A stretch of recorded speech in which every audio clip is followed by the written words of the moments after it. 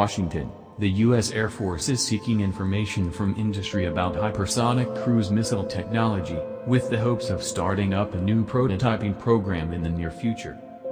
The service issued a sources sought notification on April 27 asking companies to submit information about air-breathing conventional hypersonic cruise missiles that could be launched from fighter jets and bombers. The responses will help the Air Force determine whether to begin funding a new program of record and figure out how quickly it will be able to field a new weapon, said Air Force Acquisition Executive Will Roper.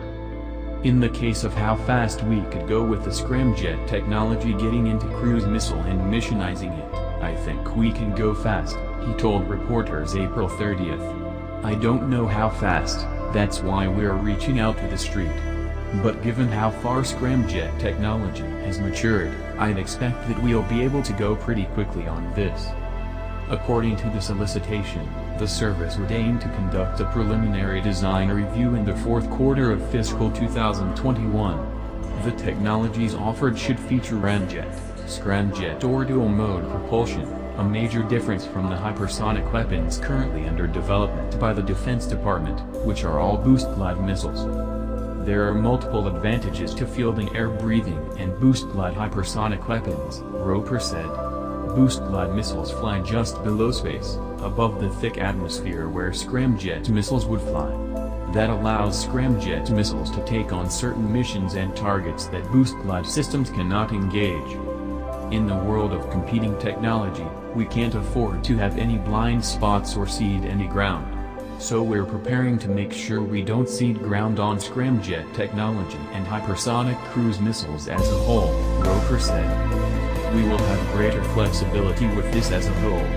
That's one reason we're interested in accelerating the technology. It's mature, it's ready. It will give our operators greater flexibility. It will also allow the Defense Department to diversify the number of companies that can produce hypersonic weapons, he said.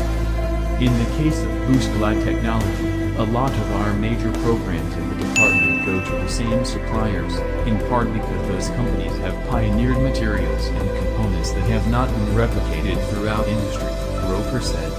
One of the reasons I'm excited about starting a hypersonic cruise missile program is that we will have different suppliers. It's a very different technology. Roper said the hypersonic cruise missile effort would involve inputs from the Air Force Research Laboratory and the Defense Advanced Research Projects Agency. In particular, DARPA's Hypersonic Air-Breathing Weapon Concept, or HAWC, effort could inform the new program. As part of the effort, a Raytheon Northrop Grumman team and a Lockheed Martin Aerojet Rocketdyne team are building scramjet-powered hypersonic vehicles. Scramjet technology has come a long way.